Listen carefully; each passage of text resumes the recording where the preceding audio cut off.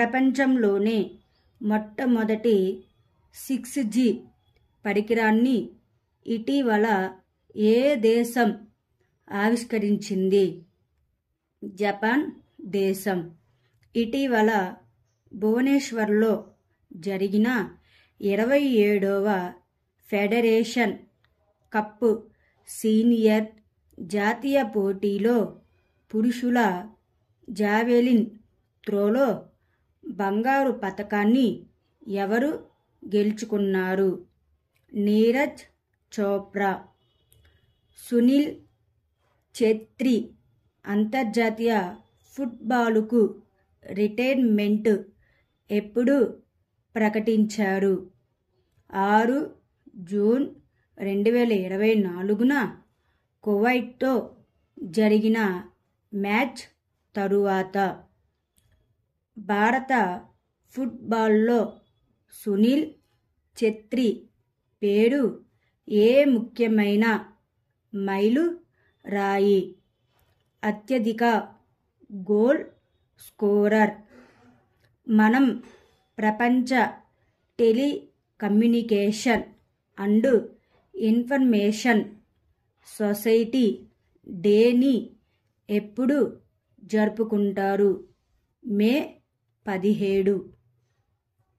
భారతదేశపు మొట్టమొదటి virtual credit card pixel ప్లేని ఏ bank ప్రారంభించింది?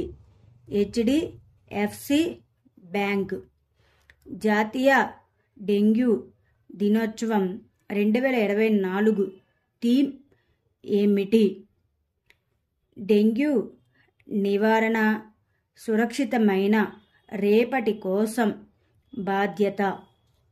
భారత వైమానిక దళం ఎయిర్ డ్రాప్ స్వదేశీ మొబైల్ హాస్పిటల్ భీష్మ క్యూబ్ను ఎక్కడ పరీక్షించింది?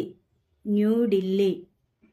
ఇటీవల వార్తల్లో హనుమాన్ ఒక ఇండెక్ AI మోడల్ను ఎవరు ప్రారంభించారు?